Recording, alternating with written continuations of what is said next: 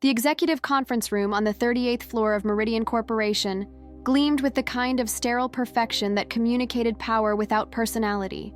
Through floor-to-ceiling windows, Los Angeles sprawled beneath a haze of smog and ambition, while inside, the temperature remained precisely controlled at 68 degrees. CEO Richard Meridian's preferred environment for what he called difficult conversations. I sat across from him, my laptop open to the expense report analysis that had triggered this meeting, my 8 years of loyal service about to be terminated by a man whose signature had authorized the very irregularities I'd been hired to prevent.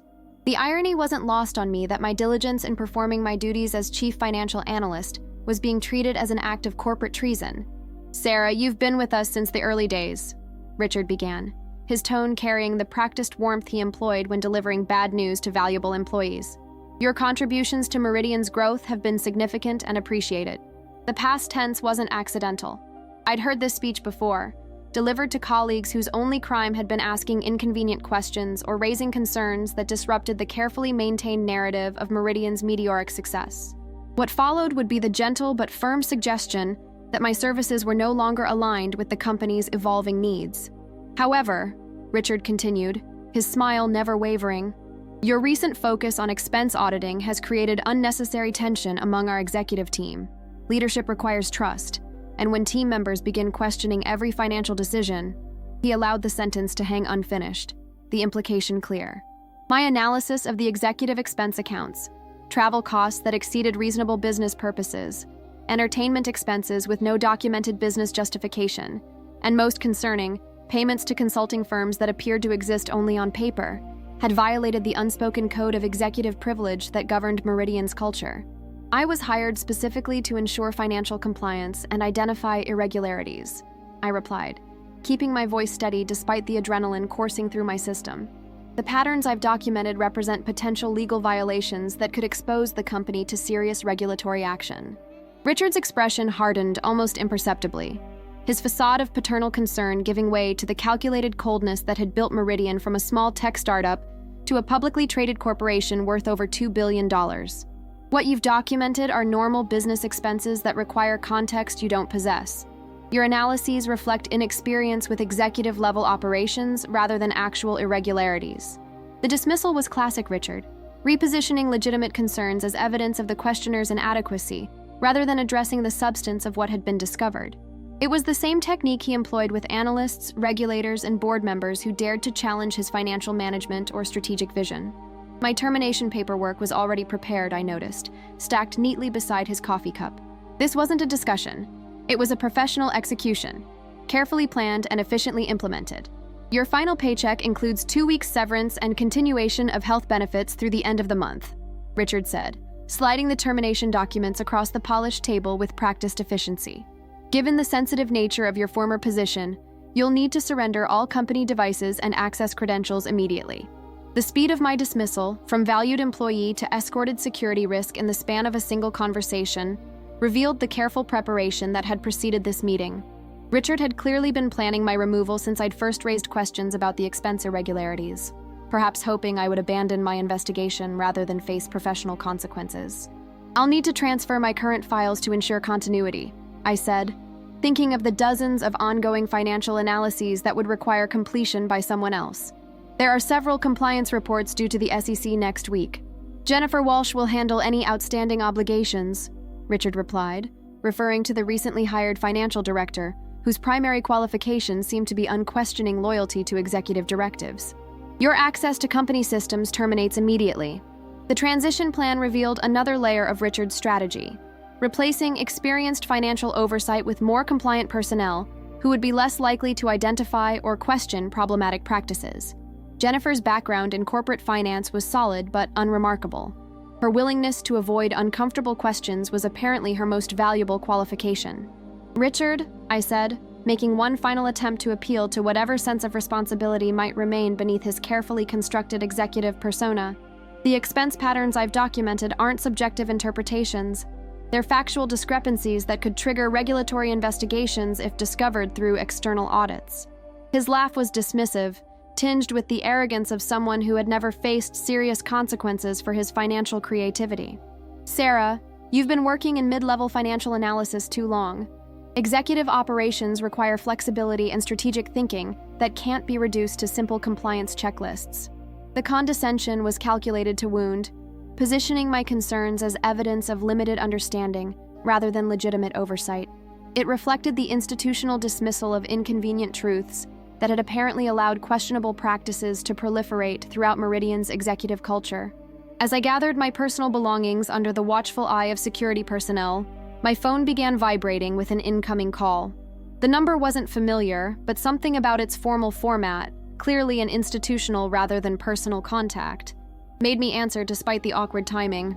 Sarah Martinez speaking. Ms.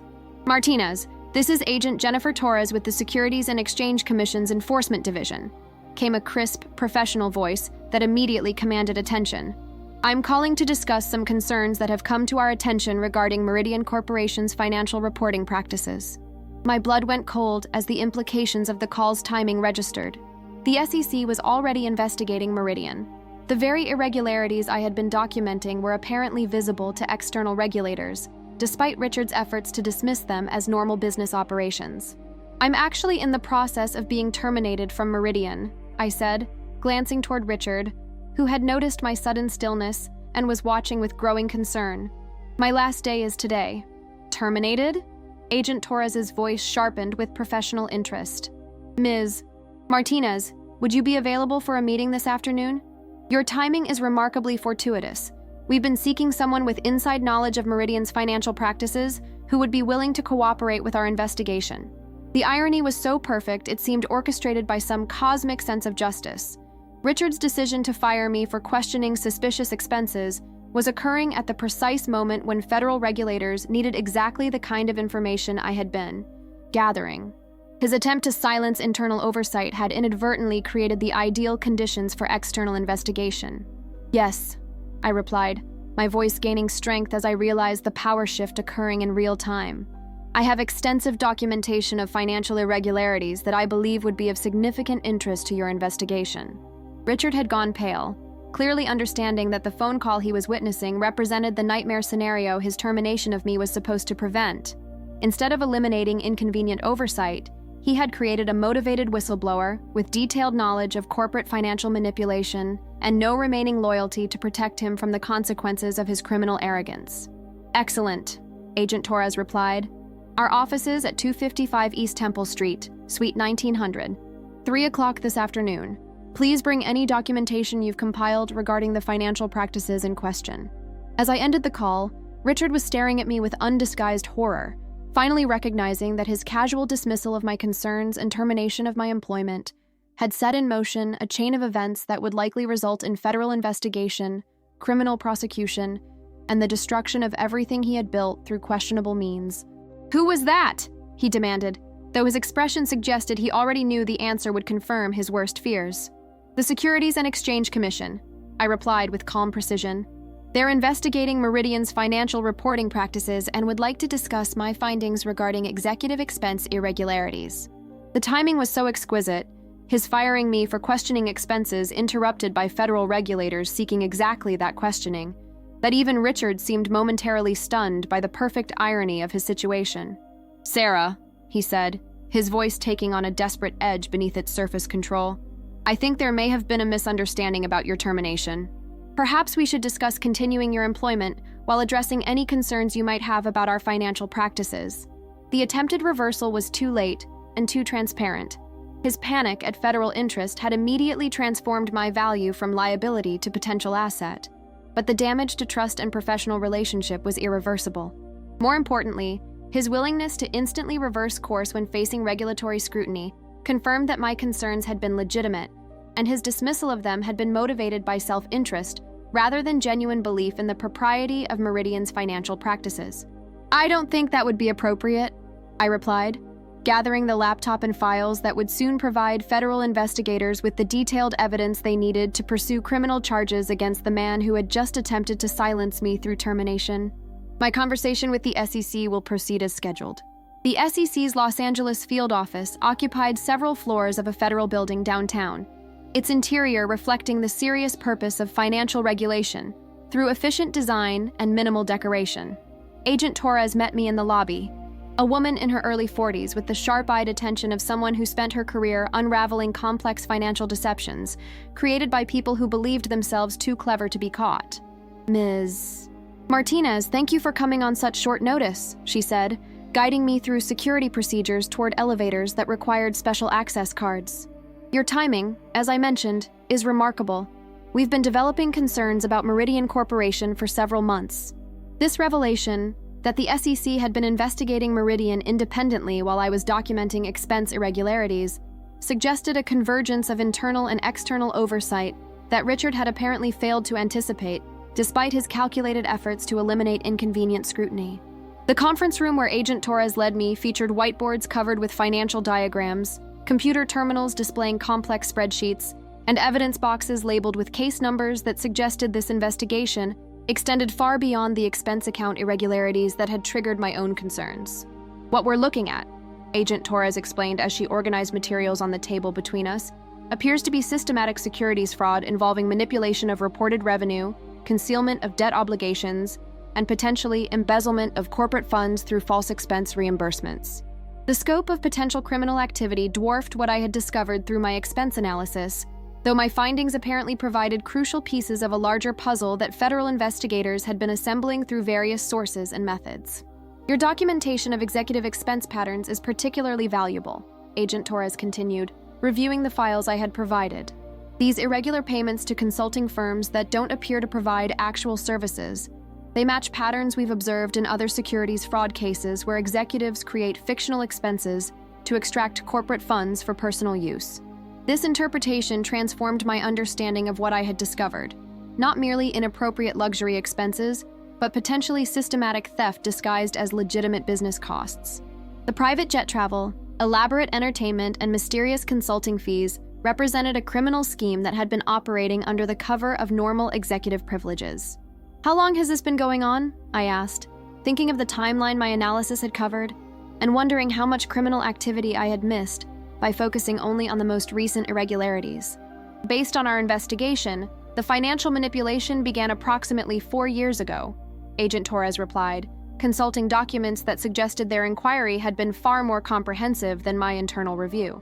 "Initially minor adjustments to smooth quarterly earnings, but escalating systematically as the company faced increasing pressure to maintain growth rates that exceeded actual operational performance. 4 years of systematic fraud meant that virtually every financial statement Meridian had filed during my tenure had contained material misrepresentations, not just to investors and regulators, but to employees like myself, who had based career decisions on the company's apparent financial stability and growth prospects. "What's your assessment of Richard Meridian's personal involvement?" I asked, curious about whether the CEO's criminal liability extended beyond poor oversight to direct participation in fraudulent schemes. Agent Torres's expression grew more guarded, suggesting this aspect of the investigation remained sensitive. "We're still determining the extent of senior management awareness and authorization. However, the evidence suggests that financial manipulation of this scope and sophistication would have required either active participation or willful blindness at the CEO level." The diplomatic phrasing couldn't mask the reality that Richard faced potential criminal charges whether he had directly orchestrated the fraud or had simply chosen to ignore obvious indicators of systematic financial manipulation within his own company. "There's something else you should know," Agent Torres continued, her tone becoming more personal despite the professional setting. "Your termination this morning has been documented as part of our investigation. Firing employees who identify potential securities violations can constitute obstruction of justice if done with intent to prevent regulatory discovery.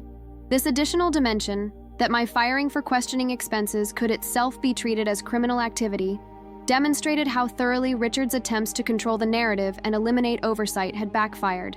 Every action he had taken to protect his position had actually strengthened the case against him while providing additional evidence of consciousness of guilt. "What happens next?" I asked, contemplating the extraordinary reversal of circumstances that had occurred in less than 12 hours. From terminated employee to federal witness whose cooperation could determine the fate of the company and executives who had attempted to silence me. "We execute search warrants tomorrow morning," Agent Torres replied with professional satisfaction.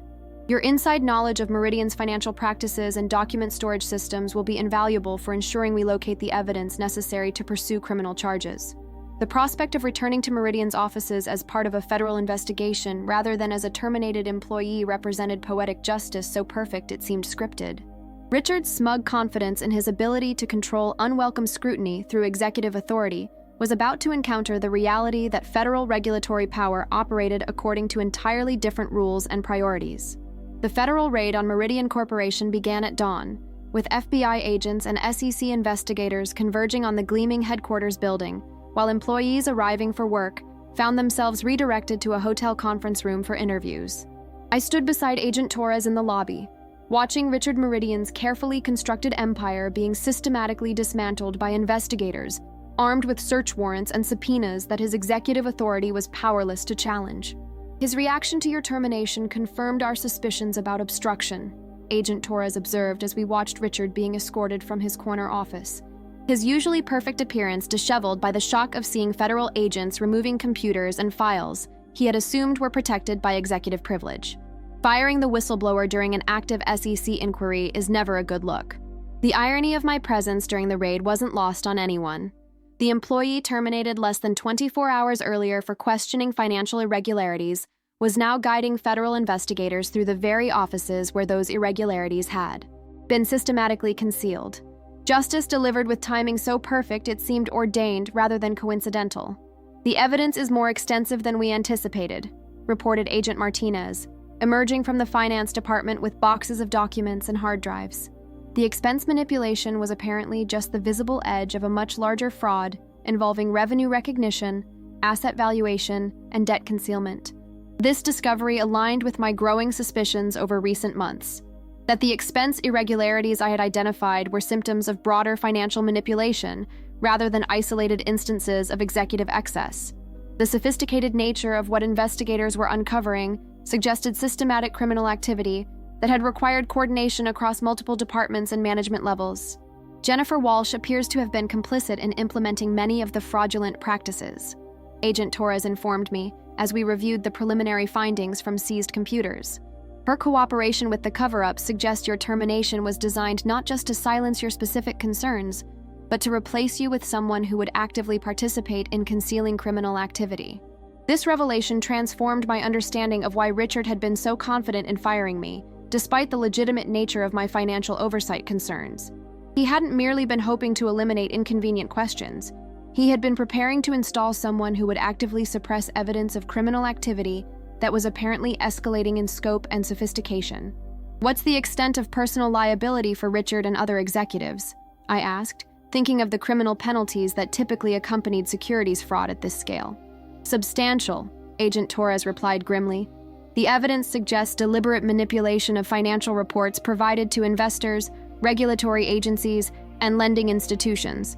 Combined with the obstruction charges from your termination, Richard could face decades in federal prison. The severity of potential consequences reflected the comprehensive nature of Meridian's fraud, not minor accounting irregularities that might warrant civil penalties, but systematic criminal activity that had defrauded investors of hundreds of millions while endangering the jobs and pensions of thousands of innocent employees. There's an additional complication, Agent Martinez added, rejoining our conversation after coordinating with the FBI team searching executive offices. We've discovered evidence suggesting Meridian's fraud may have been facilitated by external consulting firms that specialize in sophisticated accounting manipulation. This possibility, that Meridian's criminal activity was part of a broader network of corporate fraud services, expanded the investigation's scope beyond a single company to potentially encompass systematic threats to financial market integrity. Richard's arrogance in dismissing my concerns had inadvertently exposed what might prove to be one of the most significant securities fraud conspiracies in recent history. As federal agents continued their methodical documentation of evidence throughout Meridian's offices, I reflected on the extraordinary 24 hours that had transformed me from terminated employee to key witness in a criminal investigation. Richard's confident dismissal of my expense analysis, delivered with the smug certainty of someone who believed executive authority trumped regulatory oversight, had preceded by mere hours the arrival of federal investigators whose authority he was powerless to challenge or dismiss. The timing of the SEC's call during my termination meeting, so perfect it seemed choreographed, had apparently been the result of coincidental convergence between internal detection and external investigation. My documentation of financial irregularities had provided crucial evidence for investigators who had been developing their own concerns through different sources and methods. Your cooperation will be essential going forward, Agent Torres emphasized as we prepared to conclude the day's evidence gathering. The complexity of these financial manipulations means we'll need someone who understands Meridian's internal systems and can identify documents and practices that might not be immediately apparent to external investigators. This role reversal, from the employee whose concerns had been dismissed as inexperienced anxiety to the federal witness whose expertise was now essential for prosecuting corporate crime, represented vindication beyond anything I could have imagined when walking into Richard's office that morning, expecting merely another attempt to pressure me into silence. 3 months after the federal raid, Meridian Corporation existed only in bankruptcy court filings and criminal indictments that had become front-page news across financial publications. The company's spectacular collapse, from apparent industry leader to revealed fraud in less than a week, had triggered congressional hearings and regulatory reforms designed to prevent similar systematic deception from threatening market stability. Richard Meridian sat in federal custody awaiting trial on 47 counts of securities fraud, conspiracy, and obstruction of justice. His attempts to plea bargain had been rejected by prosecutors who viewed Meridian's fraud as so egregious that only substantial prison sentences would provide adequate deterrence for other executives contemplating similar criminal activity. I found myself in the unexpected position of whistleblower celebrity. My story of being fired for identifying fraud, only to have federal investigators call during the termination meeting, had captured media attention and public imagination. Speaking requests arrived daily from business schools, professional organizations, and congressional committees seeking insights about corporate fraud prevention and the importance of protecting employees who identify potential criminal activity. Your testimony has been crucial to understanding how sophisticated these manipulation schemes have become, Agent Torres explained during one of our regular briefings at the SEC's Los Angeles office. The consulting networks we've identified through Meridian's records are operating across dozens of companies, providing specialized services for concealing financial irregularities and manipulating regulatory reporting. This broader investigation, triggered by evidence gathered from Meridian's offices, had exposed what prosecutors now characterized as a systematic threat to financial market integrity. Professional criminals were offering sophisticated accounting manipulation as a service, enabling corporate executives to maintain fraudulent financial presentations while maintaining plausible deniability about the illegal methods being employed. Richard's case will likely become a landmark prosecution, Agent Torres continued, not just because of the scale of fraud at Meridian, but because it demonstrates the kind of executive arrogance that has made these criminal services profitable and widespread. The reference to executive arrogance resonated particularly strongly. Richard's confidence that his authority could override both regulatory oversight and employee concerns had been the character flaw that ultimately led to his downfall. His casual dismissal of my expense analysis had revealed a mindset that viewed compliance as optional and oversight as impertinent rather than essential for legitimate business operations. The most significant outcome may be the regulatory changes your case has influenced, Agent Torres added, referring to the enhanced whistleblower protections and mandatory financial oversight mechanisms that Congress was implementing in response to the Meridian scandal. The reforms will make it much more difficult for executives to retaliate against employees who identify potential securities violations. These systemic improvements represented the broader vindication of principles I had tried to uphold throughout my career. That financial oversight served essential public purposes, that employee protection was crucial for maintaining market integrity, and that corporate authority should be limited by legal and ethical constraints rather than operating as absolute power immune from accountability. My new position as Director of Financial Compliance at Henderson & Associates, a prestigious consulting firm specializing in corporate governance, had emerged directly from the recognition my Meridian whistleblowing had generated. The role combined investigative analysis with advisory services for companies seeking to prevent the kind of fraud that had destroyed Richard's empire, creating purpose from the wreckage of my previous career. There's one more development you should know about, Agent Torres said as our briefing concluded. Richard's attorneys have approached us about potential cooperation in exchange for reduced sentencing. Apparently, he's prepared to provide information about other companies using similar fraudulent consulting services. This possibility, that Richard might attempt to reduce his own criminal liability by exposing broader criminal networks, represented the ultimate irony of his situation. The man who had fired me to prevent disclosure of his criminal activity was now contemplating becoming a federal witness whose cooperation would expose systematic corporate fraud across multiple industries. "What kind of cooperation?" I asked, curious about whether Richard possessed information valuable enough to prosecutors to warrant meaningful sentence reduction. Details about the consulting firms that provided Meridian's fraud methodology, other executives who may be using similar services, and potentially the financial networks that enable systematic securities fraud across the technology sector, Agent Torres explained. His position in industry circles provided access to information about widespread criminal activity that most individual executives wouldn't possess. The assessment suggested that Richard's downfall might ultimately serve broader purposes beyond individual justice, providing evidence necessary to dismantle criminal networks that threatened financial market integrity across multiple companies and industries. As I left the SEC offices and returned to my new role at Henderson & Associates, I reflected on the extraordinary transformation that had occurred since that morning, when Richard's confident dismissal of my concerns had been interrupted by federal investigators seeking exactly the information he was trying to suppress.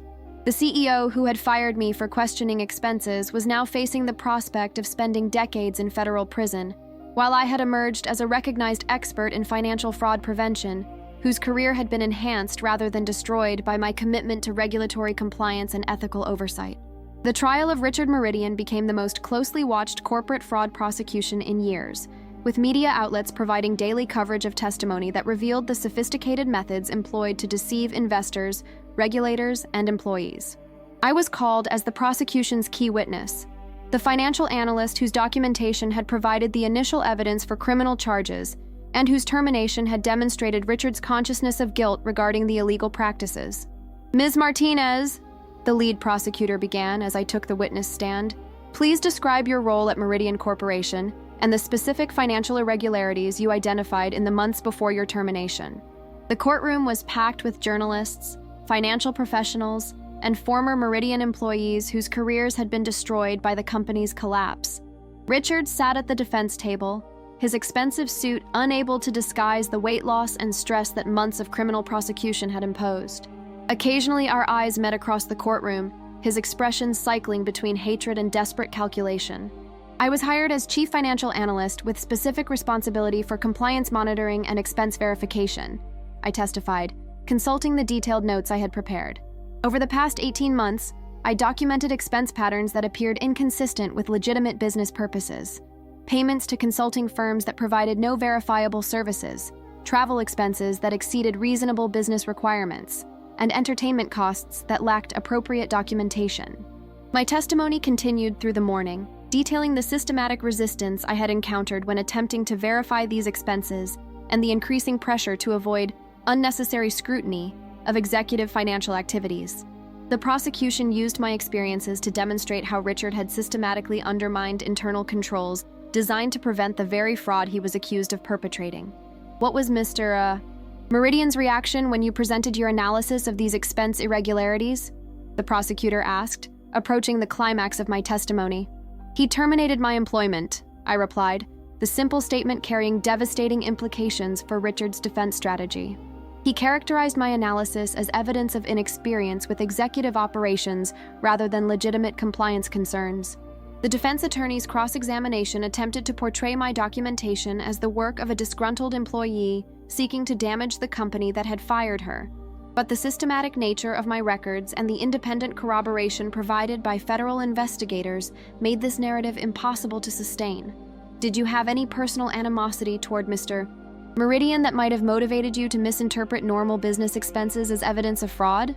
the defense attorney asked, making one final attempt to undermine my credibility. "I had no personal relationship with Mr. Meridian beyond professional interactions," I replied honestly. "My analysis was based on objective financial data and compliance standards, not personal feelings or opinions." The exchange concluded with the prosecutor presenting evidence that validated every concern I had raised while employed at Meridian, proving that my termination had been motivated by Richard's desire to conceal criminal activity rather than any legitimate performance issues with my work. Richard's conviction on all charges 2 weeks later surprised no one who had followed the trial's evidence, though the 40-year sentence exceeded what most observers had expected. The judge's harsh penalty reflected both the scale of fraud and Richard's complete lack of remorse throughout proceedings where he had maintained his innocence, despite overwhelming evidence of systematic criminal activity. Your courage in pursuing these concerns despite pressure to abandon them has likely prevented similar fraud at other companies, Agent Torres told me following the sentencing hearing. The reforms triggered by this case will protect countless investors and employees from the kind of systematic deception Richard Meridian perpetrated. The broader impact extended beyond individual justice to encompass regulatory improvements that strengthened financial oversight across the entire securities market. Whistleblower protections were enhanced, mandatory audit procedures were expanded, and penalty structures were increased to ensure that corporate crime carried consequences severe enough to deter future violations. Most personally satisfying was the complete vindication of my professional judgment and ethical commitment. The concerns that had cost me my job had proven not only legitimate, but essential for protecting public interest from sophisticated criminal activity. The CEO, who had dismissed my analysis as inexperienced anxiety, was now serving decades in federal prison, while I had emerged as a recognized expert whose compliance insights were sought by companies and regulators seeking to prevent similar fraud. The congressional hearing on corporate fraud prevention took place exactly 1 year after my termination from Meridian, with the Senate Banking Committee examining regulatory gaps that had enabled Richard's systematic deception to operate undetected for years. As the committee's lead witness on internal oversight mechanisms, I sat at the witness table facing senators whose questions would influence legislation affecting corporate governance across all publicly traded companies. Ms.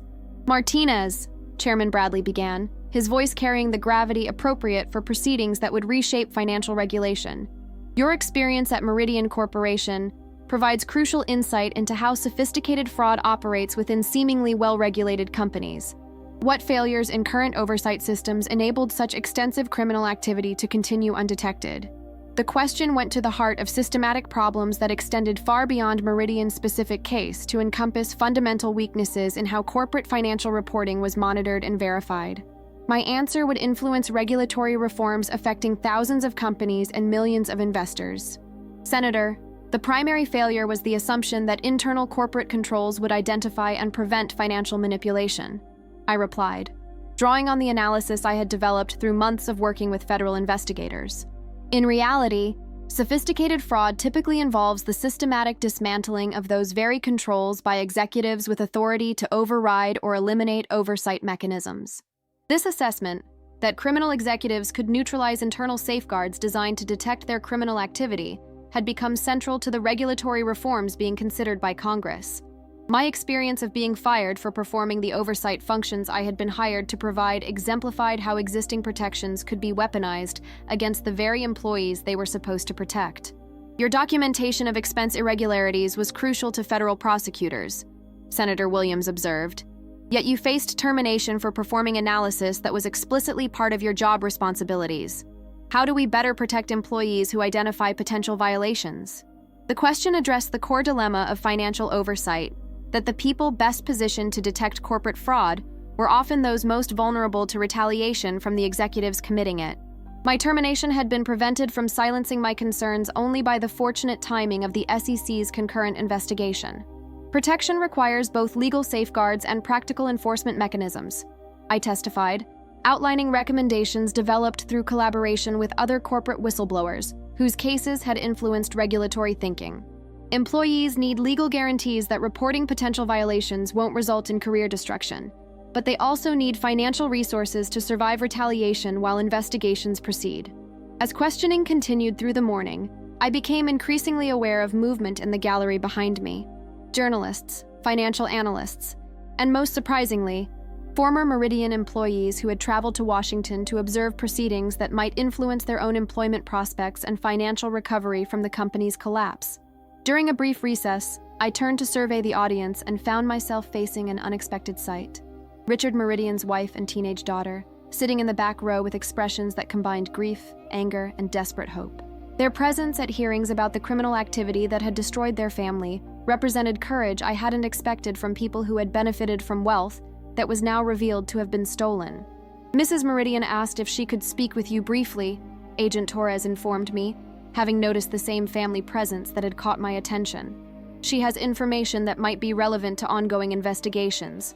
The request was surprising, but potentially significant. Family members of criminal executives often possessed information about illegal activities, that external investigators couldn't access through conventional methods. The wife, who had enjoyed the lifestyle funded by systematic fraud, might also have observed patterns or conversations that could expose additional criminal activity. She can provide insights about Richard's relationship with the consulting firms that enabled Meridian's fraud, Agent Torres continued, explaining the potential value of this unexpected cooperation. Apparently, she was aware that certain business associates were providing services that she questioned but didn't fully understand. This development, the criminal's own family members providing evidence against him, represented another layer of justice that extended beyond legal penalties to encompass personal accountability within the relationships Richard had assumed would remain loyal, regardless of his criminal choices. 5 minutes, I agreed, recognizing both the investigative value and the human dimension of speaking with people whose lives had been destroyed by criminal activity they hadn't authorized but had unknowingly benefited from. Mrs. Meridian approached with her daughter at her side, both carrying themselves with dignity, despite circumstances that had transformed them from corporate royalty to family members of a convicted felon facing decades in federal prison. "I want to thank you," she said quietly, her voice carrying emotion that surprised me given our complete lack of previous relationship, "for having the courage to document what Richard was doing, even when it cost you your job." The gratitude from someone whose husband's criminal activity I had helped expose was unexpected but deeply affecting. Recognition that justice served broader purposes beyond individual vindication to encompass protection of innocent parties who would have suffered even greater harm if the fraud had continued. "I know Richard portrayed your concerns as employee inexperience," she continued, "but I heard enough of his phone conversations to recognize that your analysis had identified exactly what he was trying to hide. Your termination wasn't about performance, it was about fear."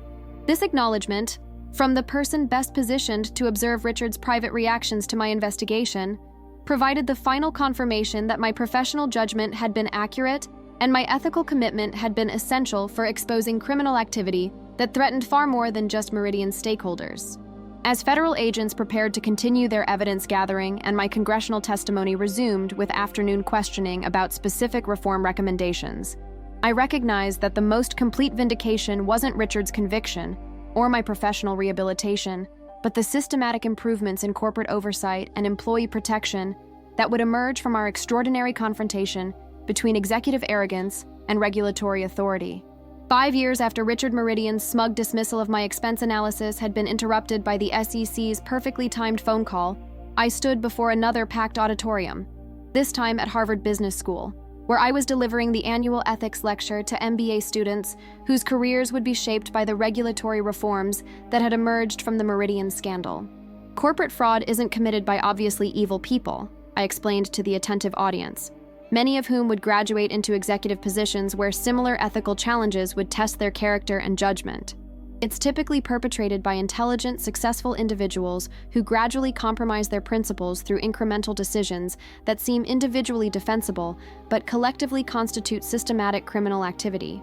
The lecture had become one of my most requested presentations, combining insider perspective on sophisticated financial fraud with practical guidance about creating organizational cultures that encouraged rather than punished ethical oversight.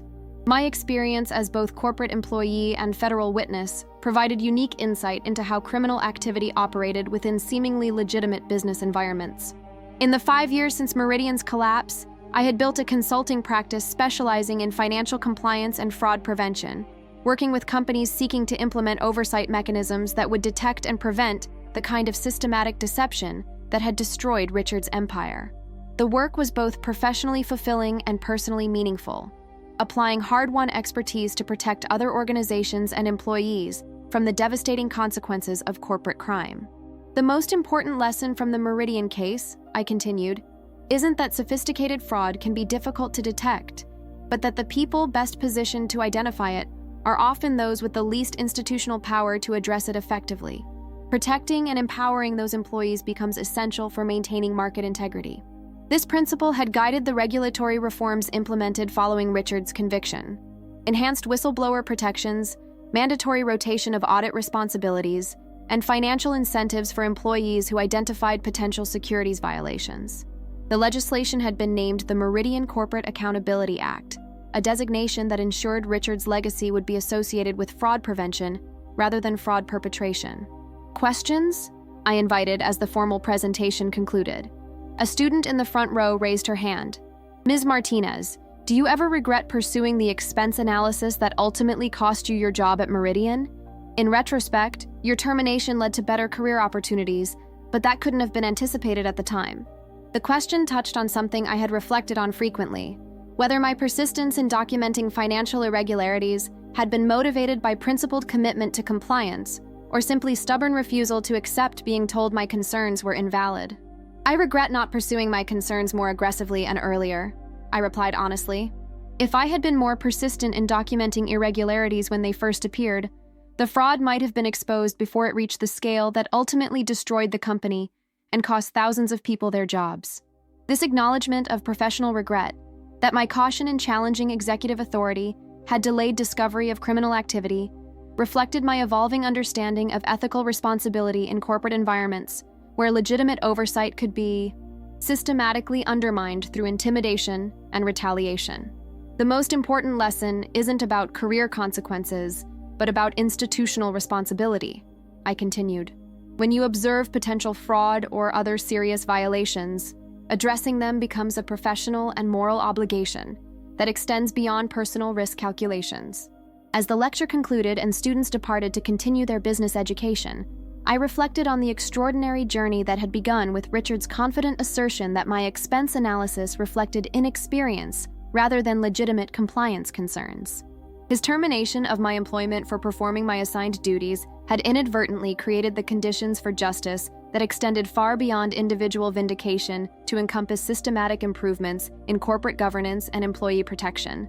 The SEC's call during my termination meeting, timing so perfect it seemed choreographed by forces beyond human planning, had transformed a moment of personal defeat into the catalyst for regulatory reforms that would protect countless future employees from retaliation for performing their ethical and professional duties. Richard Meridian was now serving year 3 of his 40-year sentence in federal prison. His appeals exhausted and his reputation permanently destroyed by criminal convictions that had exposed him as one of the most sophisticated corporate fraudsters of the modern era. The man who had dismissed my concerns as inexperienced anxiety was spending his remaining years in custody, while the employee he had fired for compliance diligence had become a nationally recognized expert whose insights influenced policy at the highest levels of corporate governance.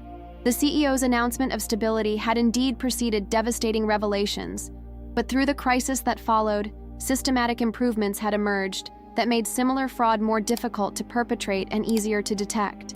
The auditor's real numbers had shattered comfortable illusions but had ultimately created foundation for authentic stability based on genuine transparency rather than sophisticated deception.